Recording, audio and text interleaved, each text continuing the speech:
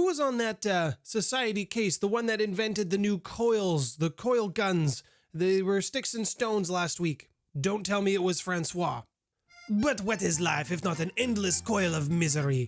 I think this society is absolutely perfect. Mwah. These extraplanar beings, they shape the universe to their own desires. They believe themselves to be a balancing force in the universe. They play by their own rules, of which they do not share to anyone else. And they spend a huge amount of time and effort hiding their presence and involvement from any activities within the cosmos. However, many societies have stories in their early days, their early history. Although they recount them a little differently between societies, they all share a common theme around a being that got involved in their planet and their planetary affairs. Today, we're talking about the Tekhoinos. Hello, and welcome to the table. If you're new here, my name's Nathaniel. I talk about world lore in games in the World of Darkness setting, as well as games in the Paizo universe. If that's something you're interested in, I would love to have you join me at the table. First, let's talk about the Tekhoinos, who they are, what they are, how they operate. Then we can talk about their stat block and potentially how you could use them in your games. The Tekhoinos are Aeons. They are extraplanar beings, and they maintain balance in the universe through their own rules that only they know about. There are different varieties of the Aeons when it comes to the Tekhoinos, and even some things that I could speculate on when it comes to Aeons in general, but I will get to that in a bit. The Tekhoinos have influenced many societies when it comes to the universe of Starfinder. They only get involved when either a significant advancement happens in a social aspect of a culture or a technological aspect. As soon as some society possesses technology that shouldn't be there, that's when they get involved.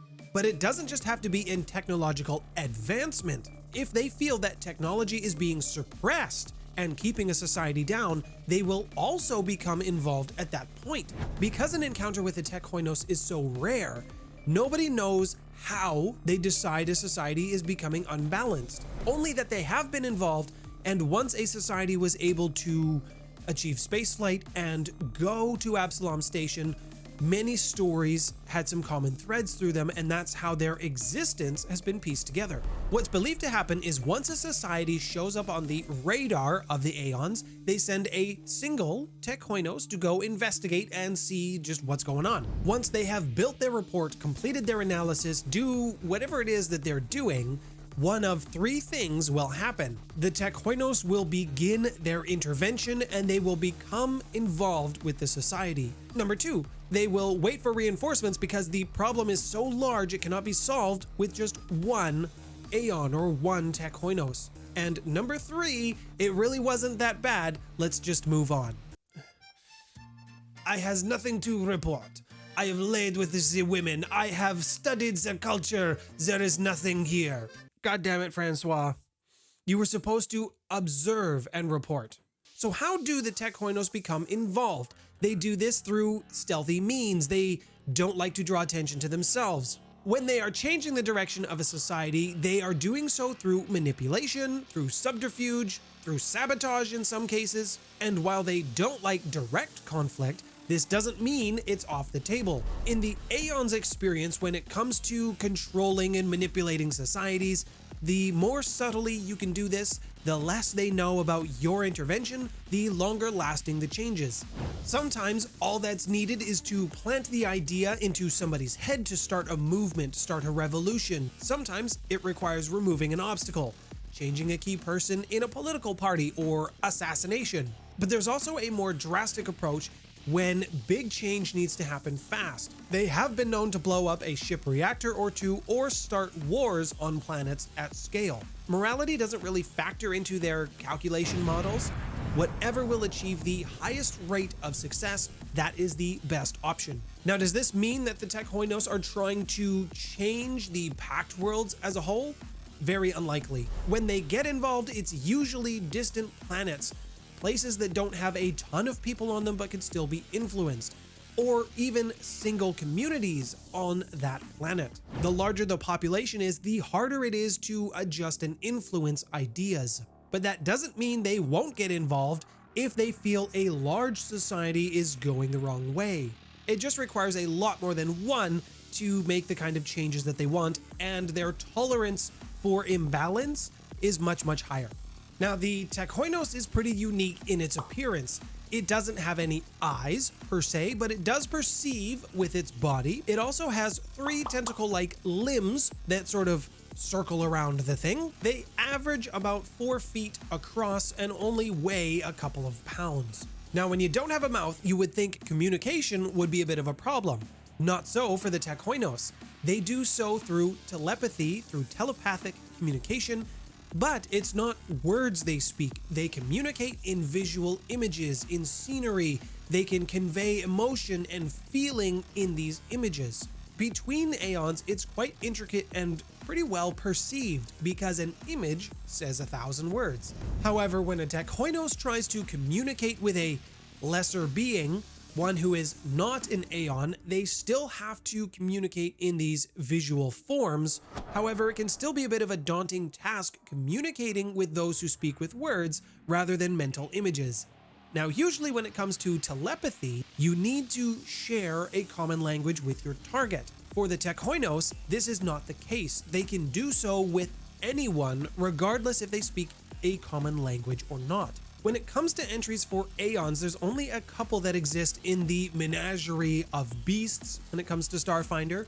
One would be the Aeon Guard. Now, the Aeon Guard is part of an Aslanti military force, so it's interesting that they have Aeon in their name as well. In the early days on Golarion, the Aslanti people were lifted up from obscurity by the Aboloeths. Maybe the Aboloeths evolved into the Tekhoinos, but changed themselves to be a little bit more benevolent. It is unfair to say that the Tekhoinos only operate for good, but that's just pure speculation on my part.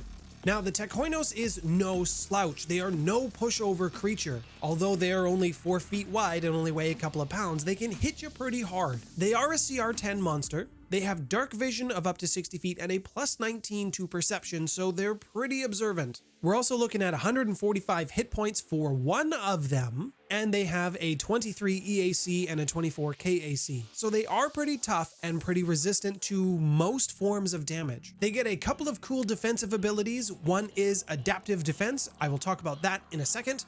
And they are unflankable. They are also immune to cold, poison, and critical hits. They have 10 electric and fire resistances, as well as a 21 to spell resistance. They have a ground speed of 20 feet, which is kind of funny to me because they would just have to roll and flop with the tentacle arms, and I think that would be hilarious. But they do have a fly speed of 40 feet, so that's probably what they're going to do. They have a couple of physical attacks, as well as one ranged attack, which works up to 50 feet. For offensive abilities, they have Pattern Bind. I'll talk about that in a second. And once per day, they can hold monster and plane shift. 3 times a day, they can use Synaptic Pulse, and at will, they can turn invisible. Now, as promised, here's the explanation for some of those special abilities. Adaptive Defense. When they take damage from sonic, acid, or electrical, they get a damage resistance 10 of that damage type for 1 hour. Now, this will take effect after they've been hit so that their body and their defenses can adjust to this. Now, these damage resistances, they do stack. So if you get hit with multiple forms of damage, they can learn to resist it for 1 hour. Now, Pattern Bind is an interesting ability. It forces a creature to take the same action. If a creature had just moved, they can force them to move again. If they had spent their turn readying an action, their next turn they will also ready an action. This is one way they can influence society to however they want, by forcing creatures to just keep doing the same thing over and over again. Now, how would I integrate this into a game of Starfinder? The most obvious way would be something on a fringe world. You're working for the Starfinder Society, or you've come across a low technology planet. And when you start exploring, you can start to notice the impact, just a few strange things, maybe the influence of the Tekhoinos. From here, it would be very easy to layer in your political intrigue, your murder mystery. If I was gonna do something like this in a large scale, I would pick one planet. I wouldn't do this on a galactic invasion, but one well-populated planet, and a large invading force of the Tekhoinos have come in to claim a technology that they feel is creating an imbalance. But tell me in the comments below what you think of the Tekhoinos and how you would use them in your games. If you want to see some more Starfinder Monsters, click here. Thank you to all of my patrons for your support and for voting on the monster-themed video. My name's Nathaniel.